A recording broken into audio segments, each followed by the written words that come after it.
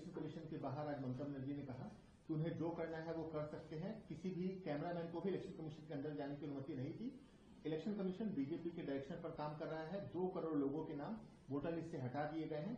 ममता बनर्जी अगर चाहें तो 1 लाख से ज्यादा लोगों को दिल्ली में परेड करा सकती है, जिनके नाम काटे। 10 लाख लोगों को परेड करा सकते हैं। कलकत्ता से लेकर कन्याकुमारी तक मार्च निकाल सकते हैं। ममता बनर्जी का पार्टी के पास बहुत पैसा है। ममता बनर्जी लोगों को मंगल ग्रह में भी भेज सकते हैं, अंटार्कटिका भी पहुंच सकते हैं। तो उससे इलेक्शन कमीशन को क्या करना है, इलेक्शन कमीशन सोचे। भारतीय जनता पार्टी का स्टैंड क्लियर है।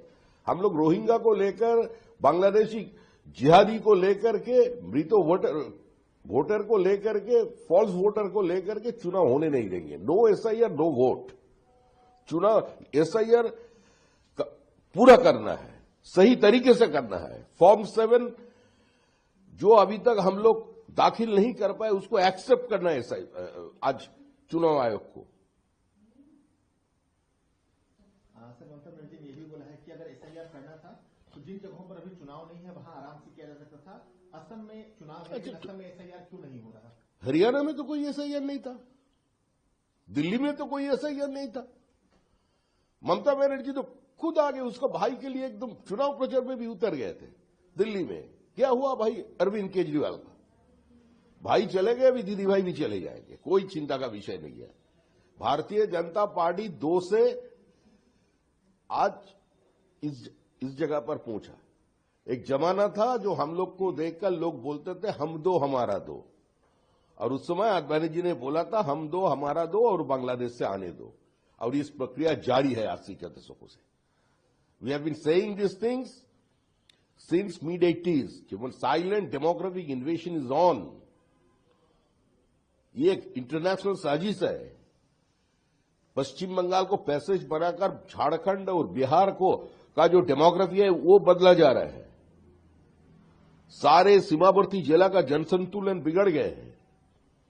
ममता बनर्जी का पार्टी का नेता बोल रहे हैं कि हम लोग तो यहां 70% है मुसलमान और 30% हिंदू है, तो जब चाहे इसको हम काटकर भागीरथी में बहा सकते हैं। तो मोहम्मद सलीम, हुमायूं कबीर, फिराद हकीम, वो लोग तो आकर कम से कम हम लोगों को बोले कि हम लोग जो बहुसंख्यक है पश्चिम बंगाल में, हम लोग क्या काफिर है? उन लोग का हम लोगों को क्या काफिर मानते हैं वो? तो हम लोगों के साथ क्या करना चाहते हो? खुलेआम बोलिए, पर्दे का पीछे क्या हुआ? अभी तो सामने चले आया पूरा। सीपीआईएम हुमायूं कबीर के साथ मीटिंग कर रहे हैं, और हुमायूं कबीर बोल रहे हैं ये बयान देने के लिए ममता जी उन्होंने बात बोला था, ये इरफान पठान चुनाव हार जाएंगे तुम ऐसा बयान दे दो तब सारे मुसलमान इकट्ठा हो जाए। ये हुमायूं कबीर का बयान है। और हुमायूं कबीर जब ये बात बोला था ममता जी एक भी शब्द उसका खिलाफ नहीं बोला। फिराद हकीम जो हमारा कलकत्ता कॉरपोरेशन का मेयर है और इसमें एक सीनियर मंत्री है, उन्होंने जब दवाते इस्लाम की बातें कही है तो एक शब्द भी ममता बनर्जी नहीं बोला। ममता बनर्जी ईद उल फितर की मंच पे जाकर के बोल दिया है कि बीजेपी इज प्रैक्टिसिंग धर्म इज अ गंदा धर्म।